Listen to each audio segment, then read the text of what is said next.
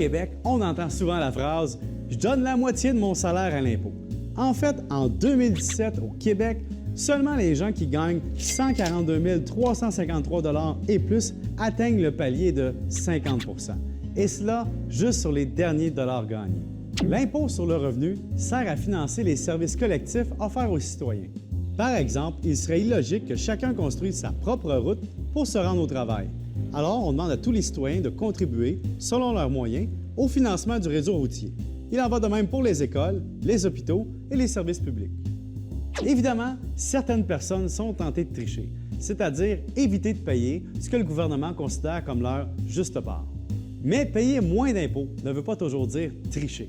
Par exemple, il existe des moyens légaux, plus ou moins légaux ou carrément illégaux de le faire.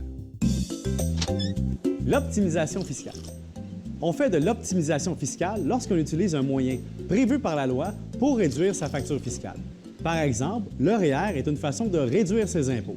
C'est même un moyen encouragé par les gouvernements. L'évitement fiscal. On fait de l'évitement fiscal lorsqu'on met en place des moyens pour respecter le texte de la loi sans respecter l'esprit de la loi. Dans le fond, on joue avec les mots pour payer moins d'impôts tout en restant dans la légalité. L'évasion fiscale. L'évasion fiscale, c'est utiliser des moyens illégaux pour payer moins d'impôts. Par exemple, ignorer ou contourner la loi ou simplement cacher des revenus au gouvernement. La plupart des gens ne sont pas des criminels. Pourtant, plusieurs personnes trichent à leur échelle en se disant « c'est pas bien grave, c'est pas important ». Par exemple, la serveuse qui ne déclare pas tous ses pourboires ou l'entrepreneur qui accepte de se faire payer comptant un travail la fin de semaine sans facture. Ou bien, finalement, une commerçante qui déduit un repas au restaurant avec ses enfants de ses dépenses d'entreprise. Facile. Toutes ces petites fraudes ou ces tricheries créent un sentiment d'injustice chez ceux qui paient pour les autres.